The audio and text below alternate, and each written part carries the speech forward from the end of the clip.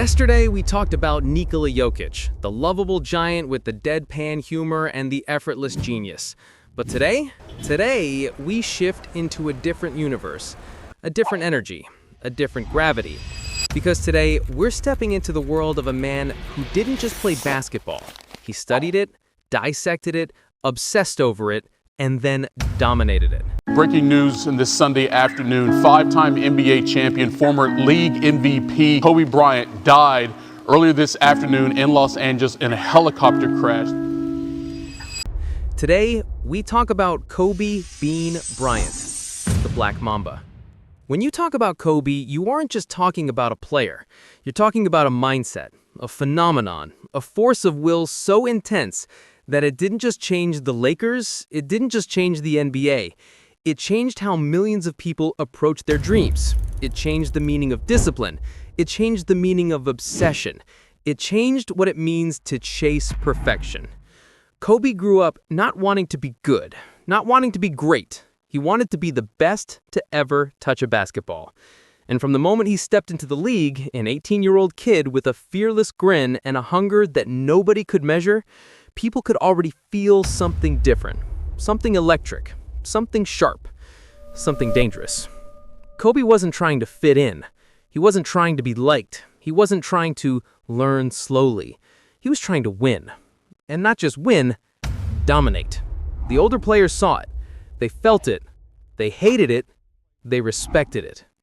There's a story that perfectly captures who Kobe was at that age. During his rookie year, he walked into the gym hours before anyone else, studying moves on VHS tapes, rewinding the same sequence over and over again. His teammates would walk in, shake their heads, and laugh. He'd barely look up, because he didn't care who doubted him. He cared about the work, the grind, the craft. And then, after practice, when everyone was exhausted, Kobe would challenge the veterans to one-on-one games. He didn't want their advice, he wanted their heart. He wanted their pride. He wanted their respect. And he was willing to get destroyed if it meant he learned something. That was the seed of the Mamba. Not the fame, not the rings, the obsession with improvement. Years later, Kobe admitted something most players would never dare say. I wanted to know the weaknesses of everyone in the league, because once I knew them, they were mine. That's the scary part about Kobe. Not his shots, not his footwork, not the scoring explosions, it was his calculated mind. Kobe approached basketball the way a grandmaster approaches chess. Every move had purpose, every detail mattered, every weakness was a puzzle piece waiting to be rearranged into victory. There's a legendary story from Team USA training camp. LeBron, Wade, Melo, all in their prime. They walk into the gym at 7 a.m. thinking they're early. Kobe is already drenched in sweat. They ask what time he got there. He says, around 4. They laugh. Kobe doesn't. Because to him, that was normal. To him, outworking everyone wasn't a strategy. It was his identity. But Kobe wasn't just a machine. He was an artist. His footwork was a language. His mid-range game was poetry. The pump fakes, the spins, the fadeaways, they weren't random moves. They were sentences written with precision, timing, and rhythm. Kobe didn't rely on athleticism. He relied on mastery. One of the most famous stories of his dedication happened after a horrible shooting night. Most players would go home, shake it off, and try again the next game. Not Kobe. He stayed in the gym until 3 a.m., hitting the same shots he missed one by one until fatigue didn't matter, until frustration didn't matter, until time didn't matter. This wasn't punishment. This was preparation. Kobe's relationship with pain, both physical and emotional, was different. He didn't avoid it. He used it. When he tore his Achilles, an injury that ends careers instantly, what did he do? He stood up, he walked to the free throw line, he hit both shots, then walked off the court under his own power. That moment wasn't heroic. It was Kobe being Kobe. But here's where his story deepens. Kobe wasn't defined by perfection. He was defined by failure. The air balls in Utah as a teenager, the conflicts with teammates, the media storms, the criticism, the pressure, the expectations. Most players crumble under that weight. Kobe sharpened himself with it. He broke. He rebuilt. He broke again. He rebuilt stronger. He didn't hide his flaws.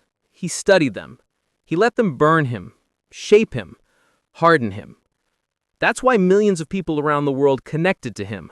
Not because he was perfect, but because he was relentless. Kobe was obsessed with becoming the best version of himself, even when the world doubted him, especially when the world doubted him. And then came the era that defined him. The championships, the duels, the rivalries, the iconic moments that turned him from star to legend. But Kobe's greatness didn't stop at basketball. When he retired, he didn't fade away. He evolved. He became a storyteller, a mentor, a creator. He won an Oscar. He launched projects. He embraced fatherhood with a passion that even overshadowed his basketball life. Kobe showed us that greatness isn't tied to a court, it's tied to purpose. His bond with his daughter Gianna, Gigi, became a new chapter in his story. The world saw how much joy he found in coaching her, guiding her, inspiring her. Kobe wasn't just raising a basketball player. He was raising a leader, a fighter, a dreamer. The tragedy that took them away shook the entire world, but the impact Kobe left, the mindset he built, the millions of people he inspired, that lives on. Every time someone wakes up early to chase a dream, every time someone refuses to quit, every time someone pushes a little harder, focuses a little longer, sacrifices a little more, Kobe is there. Because the Mamba mentality isn't about basketball. It's about being obsessed with becoming better today, tomorrow, forever.